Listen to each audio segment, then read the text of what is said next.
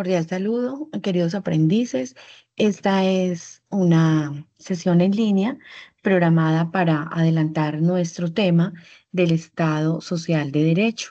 Agradezco mucho la comprensión por las dificultades que tuvimos en cuanto a la conexión del encuentro que teníamos con ustedes. Lo intentamos en diferentes oportunidades, pero no me fue posible por un tema de conexión de la red de Internet. Como ustedes bien lo saben, me gusta, además de darles un saludo, esperar que todo esté fluyendo muy bien en sus procesos de formación, en sus procesos laborales, familiares, personales y demás. Y como ha sido costumbre en nuestros encuentros, me ha gustado ser interactiva con ustedes, me gusta que mis presentaciones no sean simplemente unas diapositivas, una presentación plana, sino que me gusta construir con ustedes los conceptos, me gusta construir con ustedes algunos ejemplos, pero en este momento, atendiendo que la hora ya no coincide para nuestro encuentro, pero es absolutamente necesario que ustedes tengan acceso al tema que nos ocupa, voy a proceder entonces a adelantar nuestro encuentro sincrónico para que pueda ser validado por todos ustedes. Reitero entonces en la dinámica que traíamos y en la organización que traíamos de los temas. Este será nuestro tema del Estado Social de Derecho. Voy a compartir la pantalla para hacer mi presentación y como lo había advertido en nuestro encuentro, vamos a tener al final un pequeño video que será el resumen de la temática y para que de una forma diferente, menos pasiva, ustedes puedan engancharse con este importante tema.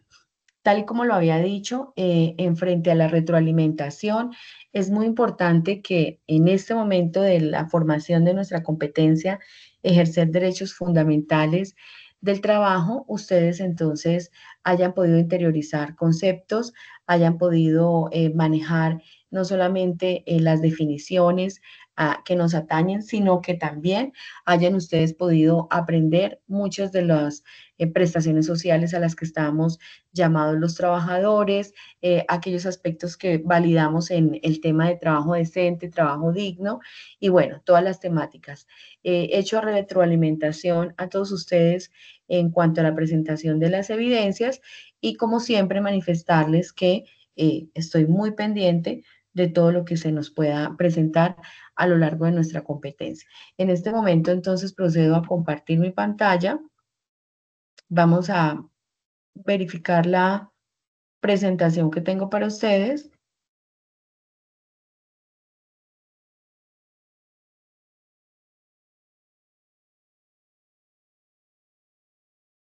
Y vamos entonces a entrar en materia. El Estado Social de Derecho es un concepto instituido a partir de la Constitución de 1991, la cual surge de una Asamblea Nacional Constituyente. En el año 1991 se adelantó un trámite para elegir a unos asambleístas, como decir algunos parlamentarios, unos diputados que se sentaron exclusivamente a redactar el texto de nuestra actual constitución política. Como lo vemos acá, este fue un cuerpo colegiado creado exclusivamente con esa función.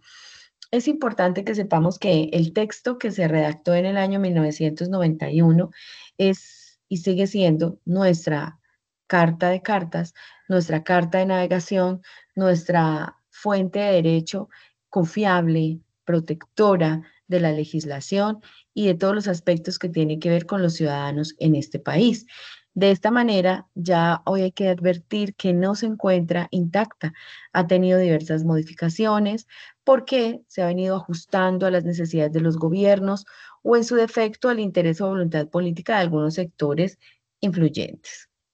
En nuestro encuentro anterior, como preámbulo al tema de violación de derechos humanos, nosotros también habíamos revisado cómo define el Estado Social de Derecho la Constitución Política. En el artículo primero nos dice que Colombia es un Estado social de derecho organizado en forma de república unitaria, no somos federados, no somos estados como los Estados Unidos, que se encuentran varios países dentro de un gran país dentro de un gran estado. Nosotros somos una única república descentralizada quiere decir que entonces muchísimas de nuestras funciones y muchísimas de las actividades que desarrollan las instituciones o las entidades estatales se han descentralizado para que puedan llegar a los territorios. Como dice aquí, con autonomía de sus entidades territoriales y recordemos que el concepto de entidad territorial hace referencia a los municipios. Democrática, ya sabemos claramente cómo ejercemos nosotros nuestro libre derecho a elegir y a ser elegidos, participativa y pluralista, y fundada en el respeto de la dignidad humana en el trabajo y la solidaridad de las personas que la integran y en la prevalencia del interés general. Entonces, cuando hablamos del Estado social de derecho, no estamos hablando de un Estado dictador, de un Estado unitario, autoritario, sino que busca la convivencia pacífica de todos sus ciudadanos, de todos los habitantes del territorio, y desarrolla permanentemente políticas públicas, da la instrucción y ampara el desarrollo de políticas públicas en los territorios para que se cumplan los principios que aquí estamos observando. Revisemos entonces algunas de las características del Estado social de derecho. Entonces revisemos y pongámonos en nuestro contexto, tal como se los he explicado. Estudiar el derecho es una forma fácil cuando aplicamos como una lógica o una analogía a lo que día a día nosotros vivimos. En las diferentes ramas del derecho, sea desde lo laboral, desde la familia, desde otros aspectos, pues cada uno de nosotros es un protagonista diario del tema laboral, es un protagonista diario del tema familiar, y el derecho está inmerso en todos estos aspectos. Entonces, revisemos las características del Estado social de derecho. Dice que una de sus características es la protección de los derechos fundamentales. Y cuando el Estado social de derecho enfatiza la protección de los derechos humanos, incluye también derechos civiles, derechos políticos, derechos económicos, sociales y culturales. O sea que lo mira de una forma integral, no es de una forma aislada, no es solamente la protección a la vida, no es solamente la protección a la salud, no es solamente la protección a la educación o al trabajo, sino que lo mira de una forma integral. Cuando hablamos de los derechos civiles y políticos, es lo que acabamos de hablar en cuanto a la democracia y a la participación, que somos libres de elegir y de ser elegidos. Y también respecto a los derechos económicos es porque el Estado tiene una injerencia directa, debe trazar rutas para el manejo de la economía nacional con impacto en el ámbito internacional. Lo social, pues entonces recordemos que como sociedades y como lo hemos hablado en encuentros anteriores, tenemos unas idiosincrasias diferentes, unas culturas diferentes, pero el Estado debe ser respetuoso de todas y cada una de ellas. Otra característica de ese Estado social de derecho, entonces, además de proteger los derechos fundamentales, entonces tiene una característica de intervención estatal. Quiere decir esto que, a diferencia de un Estado de derecho clásico, el Estado social de derecho reconoce la necesidad de la intervención en la economía, en la sociedad, para reducir desigualdades y garantizar el acceso a servicios básicos como salud, educación y seguridad social. Por supuesto que en una geografía tan extensa como es nuestro país, pues seguramente el acceso a todos estos servicios no es tan sencillo, no es tan rápido, no es tan ágil como se puede obtener en ciudades o cabeceras municipales, ciudades principales o cabeceras municipales. Pero esto entonces es como característica, él interviene y debe garantizar el acceso a todo el conglomerado o a todo el territorio nacional.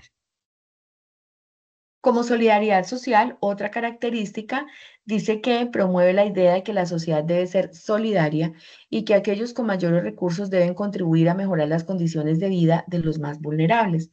Digamos que esto suena a un estado ideal y quizás no aplica, o mejor no lo vemos en aplicación en nuestro día a día, porque a veces hay una concentración de la riqueza en algunos grupos poblacionales un poco beneficiados, hay otros donde hay mayor desigualdad, pero la solidaridad social también hace referencia a un principio que les estoy explicando acá o les estoy enunciando, y es el principio de corresponsabilidad que se aplica en temas de derechos de los niños, de las niñas, niños y adolescentes.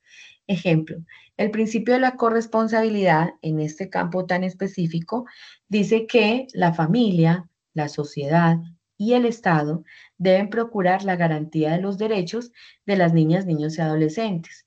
Cuando habla de los tres y los hace corresponsables, no dice que tiene mayor injerencia el Estado, que tiene mayor responsabilidad la familia o que la sociedad cumple un papel fundamental. Los tres tienen un papel protagónico en el principio de la corresponsabilidad. Entonces, cuando hablamos de la sociedad, nosotros podemos ver aspectos como, por ejemplo, eh, las fundaciones. Éxito tiene una fundación que llega con comida a algunos sectores de la población, pero cuando uno está en la casita, en la caja del éxito, le dicen a uno que si va a donar tanto para X fundación. Quizás no tenemos a veces tanta conciencia de lo que se nos está diciendo, pero esa es una forma en que como sociedad participamos en este principio de corresponsabilidad, porque los 1.000 pesos de la gotica de leche o los 1.000 pesos que dejamos de las vueltas de la compra, esas fundaciones son lo que construyen como sociedad la aplicación del principio de corresponsabilidad. Entonces, digamos que todos podemos contribuir como sociedad desde diferentes aspectos. La academia, la educación, estos procesos de formación como lo que se hace en una entidad a la que pertenecemos, pues también construye sociedad. Seguimos con otra característica y es la participación ciudadana.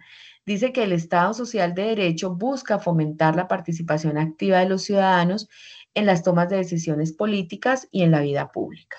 Digamos que en la vida pública, pues hacemos como siempre la analogía al tema de la posibilidad que tenemos de elegir, de ser elegidos, de participar en esos procesos democráticos, pero también cuando se habla de las decisiones políticas, a veces encontramos que la alcaldía de nuestro municipio, de nuestra ciudad, hace convocatorias en salones comunales, en lugares de los barrios o en salones de la alcaldía para socializar la construcción de una política pública. Hay políticas públicas de discapacidad, hay políticas públicas para prevenir el consumo de sustancias psicoactivas, hay políticas públicas del adulto mayor, hay políticas públicas de primera infancia. Entonces, generalmente se convoca a la ciudadanía. Normalmente, si no estamos en ese ámbito del trabajo de la alcaldía, de las gobernaciones y demás, desestimamos o seguramente estamos muy ocupados y pues desechamos la convocatoria. Pero en esas convocatorias es precisamente aquellos momentos en como ciudadanos aportamos para las tomas de las decisiones políticas. De allí que juega un rol muy importante el papel de los líderes, de los presidentes de Junta de Acción Comunal, de los presidentes de las JAL, ¿cierto? De las juntas administradoras locales, porque son la voz nuestra de los poblaciones más pequeñas o de los grupos mejor poblacionales más pequeños de las ciudades que empiezan a tener entonces representación ante el Estado. Nuestro primer contacto con el Estado siempre serán las alcaldías, los inspectores de policía, los corregidores, dependiendo de la organización geográfica de nuestro territorio. Pero entonces a eso es lo que hace referencia la participación ciudadana. Sigue también la prevalencia del interés general. El Estado social de derecho busca equilibrar el interés individual con el interés colectivo, dando prioridad al general y al bienestar de la sociedad en su conjunto. Aquí pongo entre paréntesis la expresión carreteras, porque a veces es uno de los ejemplos más prácticos para hablar de la prevalencia del interés general. Entonces, supongamos que para comunicar unos departamentos, se ha tenido una carretera que tiene dificultades, que no, que es estrecha, que tiene peligro, bueno, necesita ya la intervención para agilizar el sacar los productos agrícolas, para agilizar el comercio, para agilizar la movilidad de estudiantes, bueno, para muchos aspectos. De esta manera, entonces el Estado dice, bueno, vamos a trazar la ampliación de esta carretera y tiene que empezar a comprar terrenos, terrenos al lado y lado para poder trazarla. El Estado generalmente establece unos precios, hace unas negociaciones, pero si no hay unos acuerdos, digamos que sube a otras instancias donde ya hay intervenciones de orden judicial para decirle al dueño de la finca, mire, usted no ha querido acceder, usted no atiende las visitas, usted no atiende las convocatorias, no le ha parecido nada respecto a los precios que estamos estableciendo para la compra de los terrenos. Entonces, como hay un interés general que es superior a su interés particular, que es tener su terreno, vamos a trazar la carretera, vamos a hacer el pacto de la compra y vamos a consignarle un dinero a órdenes judiciales. El interés general prima sobre el interés individual o particular. Y entonces la carretera tiene que seguir, la obra tiene que seguir. No es de una manera arbitraria ni atropellante, hay que utilizar los mecanismos adecuados para, pero sí es necesario que sepamos que esa es la función del Estado cuando busca equilibrar estos dos intereses. Dice que el Estado Social de Derecho es un modelo que busca construir una sociedad más justa e igualitaria, donde el Estado juega un papel activo en la promoción del bienestar social y la garantía de los derechos fundamentales de todos sus ciudadanos. Nuestra competencia, ejercer derechos fundamentales del trabajo, ha insistido mucho en la importancia del trabajo digno, de las condiciones del trabajo decente.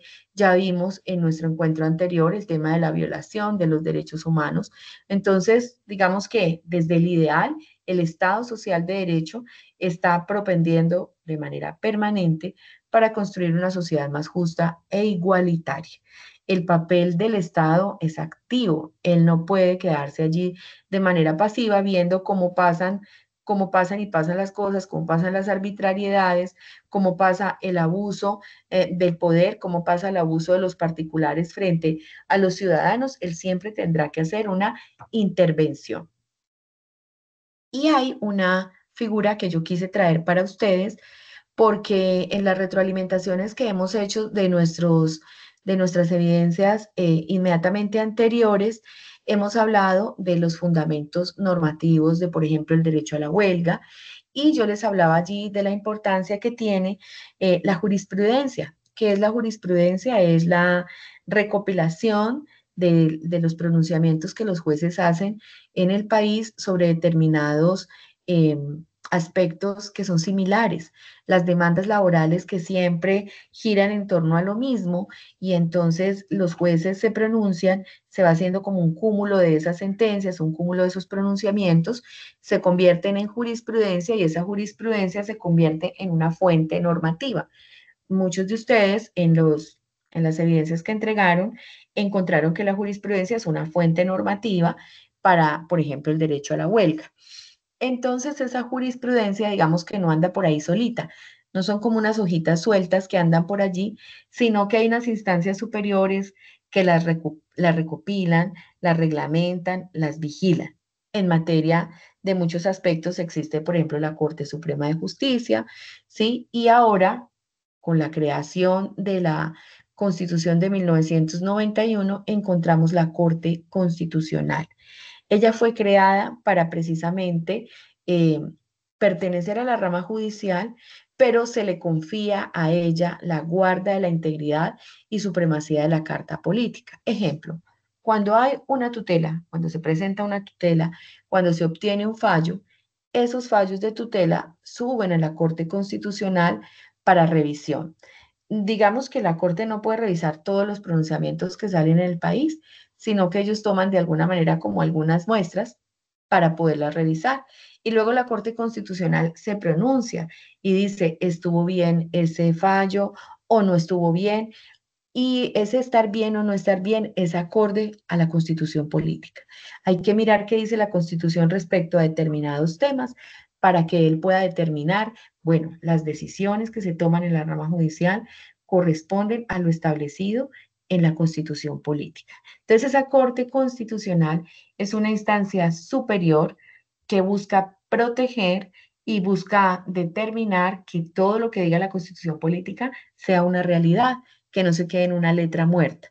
Por eso quise traer a la Corte Constitucional en este tema del Estado Social de Derecho, porque es una instancia que se crea precisamente en el año 91 y que pertenece a la rama judicial. Entonces, digamos que recordemos que nosotros tenemos unos poderes que son independientes, el ejecutivo, el legislativo, el judicial. Cuando hablamos del judicial es que es independiente de las injerencias que pueda tener el gobierno frente a las decisiones que toman los jueces de la República. Entonces, la Corte Constitucional como máximo órgano para proteger la Constitución verifica que esos pronunciamientos, esas sentencias, esos fallos de los jueces, pues estén acordes a lo que establece nuestra Constitución política. Su función principal, entonces, como ya lo dije, ejerce control sobre leyes, decretos, actos reformatorios de la Constitución, además de revisar los fallos de tutela y resuelve conflictos entre las jurisdicciones, velando por el cumplimiento de los derechos fundamentales. Cuando sale una ley, cuando sale, por ejemplo, la ley que reformó, que hizo la reforma laboral, que hizo la reforma pensional, debe subir a la Corte Constitucional para la revisión, para verificar que todos los artículos que hay allí, para verificar que todas las decisiones que se adoptaron en esa ley estén conforme a la Constitución política. Ahora entonces, para aterrizar toda esta charla respecto al tema del Estado Social de Derecho, quise significar algo que se llama los avances en materia de derechos laborales, para poderlo unir a nuestra competencia. Entonces dice que la Constitución Política de Colombia ha establecido las bases para la protección de los derechos laborales y en los últimos años se han presentado avances significativos en la legislación laboral, especialmente con la reforma laboral de 2025. Hemos hablado, digamos, en nuestros encuentros anteriores de manera somera, tangencial, frente al tema de la reforma laboral. Dice que estos avances incluyen regulación del teletrabajo, ampliación de licencias laborales, mayores restricciones al despido injustificado, el fortalecimiento de la negociación colectiva, otro aspecto que también ustedes recientemente revisaron como evidencia para entregar, y la libertad sindical de la que nos hemos movido ampliamente en los encuentros anteriores, así como las mejores garantías para la estabilidad laboral y la equidad de género. Miremos entonces, la regulación del teletrabajo se adaptó a las nuevas realidades laborales. Yo, Ana María, soy una convencida que después de la pandemia esto fue un hito, esto tuvo un cambio. Antes no se nos ocurría tener reuniones virtuales, antes no se nos ocurría tener capacitaciones virtuales, no, hay que desplazarse, hay que ir, no me he podido formar por esto, pero ahorita el teletrabajo ha cambiado, o mejor, se ha adaptado a a los nuevos cambios y a las realidades laborales. Podemos ser absolutamente productivos en nuestra casa, entregar productos, enviarlos por el correo electrónico y no tener que ir todos los días a la casa. Nos ayuda en temas de movilidad, nos ayuda en temas de salud. Puede ser un tema de salud física. Me cuesta estarme desplazando, pero estoy entregando unos productos, estoy ejerciendo mi derecho al trabajo y estoy entonces cumpliendo con lo que corresponde. En tema de formación, de academia y demás, digamos que la tecnología también ahí ha implementado. Ese es como un paréntesis que hago. Ampliación de licencias laborales, entonces dice que se extendió la duración de algunas licencias, como la de maternidad y paternidad, y se crean nuevas licencias para situaciones específicas. Hemos escuchado por allí mucho también la licencia que se da por el periodo menstrual en las mujeres, digamos como un aspecto de consideración para aquellas mujeres que puedan tener situaciones complejas al momento de tener esta situación fisiológica normal y permanente en la vida de las mujeres por muchos años. Entonces, esa también es un avance. Cuando habla de las restricciones al despido injustificado, entonces dice que establece mayores requisitos y consecuencias para los despidos sin justa causa, buscando proteger la estabilidad laboral del trabajador, ¿sí? Evitando que a maño o al criterio de un jefe, entonces ya hoy amanecí bravo y no quiero tener a nadie aquí y esta señora que me ha caído tan mal que se vaya ya. Entonces, porque han habido muchas arbitrariedades, por eso vienen las demandas, por eso vienen otras instancias que tienen que intervenir, pero entonces como un avance en materia de derecho laboral podemos revisar este aspecto. Fortalecimiento de la negociación colectiva y la libertad sindical. Se promueve permanentemente la participación de los trabajadores en la negociación de sus condiciones laborales y se garantiza la libertad de asociación. Ya hemos hablado de esto en cuanto a que es un derecho constitucional, por eso se llama derecho fundamental del trabajo y todas las aristas que vienen, digamos, adheridas al tema de la negociación colectiva y la libertad sindical. Se habla de estabilidad laboral y equidad de género. Se implementan medidas para garantizar la estabilidad en el empleo y promover la igualdad de oportunidades entre hombres y mujeres en el ámbito laboral. Hay un incremento en el recargo por trabajo en días de descanso. A partir del 1 de julio del 2025 empieza entonces el recargo por laborar en días de descanso obligatorio aumenta al 80%, al 90% a partir del 1 de julio del 2026. Podríamos pensar que de qué manera estamos uniendo el Estado Social de Derecho con los avances en materias de derechos laborales, porque como lo dije ahorita al inicio, el Estado debe hacer una intervención permanente, trazar políticas, planes, proyectos de ley para que de manera adecuada y en este campo del trabajo, nuestros trabajadores o nosotros como trabajadores mejor nos podamos beneficiar de todos aquellos aspectos en los que avanza un Estado social de derecho. No se queda como un Estado dictador, no se queda como un Estado unilateral, que es el que toma las decisiones y dicta directrices y todo el mundo se tiene que amparar en ellas. Hay también regulación del acoso laboral. Se establecen definiciones más claras y sanciones más severas por este tema, con énfasis en la dignidad humana y la igualdad de género. Bueno, tenemos una ley de acoso laboral que hace rato viene por allí funcionando, pero ese es un avance en materia de derecho laboral. Para evitar, yo siempre que hablo del tema del acoso laboral, traigo como referencia la novela de Betty la Fea, que creo que casi todos la hemos visto o hemos escuchado de ella. Un jefe autoritario, un jefe gritón, unas compañeras que se burlan de una profesional, ella tiene que acceder a adelantar cosas que no corresponden de acuerdo a su ética profesional y sin mayores, digamos, herramientas para defenderse, las personas tenían que acceder a todo lo que sus empleadores manifestaran. Hoy la ley de acoso laboral no solamente es por aquella situación arbitraria que pueda generar un empleado respecto a sus empleados, sino también la que se da entre compañeros de trabajo. Entonces, esos avances en derechos laborales se dan en el marco del Estado social de derecho. La formalización del trabajo, bueno, incluye el trabajo doméstico remunerado. Se busca facilitar la vinculación de trabajadores vulnerables. Hemos visto entonces sí cómo hay un avance en el tema, pero pues digamos que indiscutiblemente tenemos una tendencia a la informalidad, pues por fuentes de empleo y demás. Pero el Estado procura que entonces todas aquellas fuentes de trabajo formales tengan las remuneraciones que correspondan y por supuesto para el trabajo doméstico hay avances significativos porque antes había muchísimo abuso. Muchos de ustedes, compañeros, en los trabajos en las evidencias, en la entrega de evidencias del trabajo digno y trabajo decente, ustedes me entregaron como ejemplos el trabajo de las empleadas domésticas, de algunas personas en cafeterías que trabajan de 6 de la mañana a 10 de la noche, con unos horarios extensos, sin el cumplimiento de todas sus prestaciones sociales, sin la posibilidad de descansos. Bueno, todo el tema de la formalización laboral también es un avance en materia del Estado social de derecho. Protección contra la discriminación. Ya habíamos visto entonces también cómo la discriminación es un aspecto que ha afectado muchísimo el ejercer el derecho fundamental al trabajo. Entonces dice que se establecen medidas para prevenir y sancionar la discriminación en el ámbito laboral, incluyendo la discriminación por género, raza, orientación sexual, entre otros. Podríamos pensar que a estas alturas de la vida no tendríamos por qué estar hablando de discriminación por razón de género, de raza, de orientación sexual, pero lo vivimos en el día a día, todavía vivimos en una sociedad que estigmatiza, que aísla, que discrimina, pero digamos que se busca permanentemente que eso no siga pasando. Nada tiene que ver mi condición por raza, mi condición sexual con respecto al desarrollo del ejercicio de mis derechos fundamentales. Bueno, la jornada laboral también es un aspecto que trae por ahí la reforma.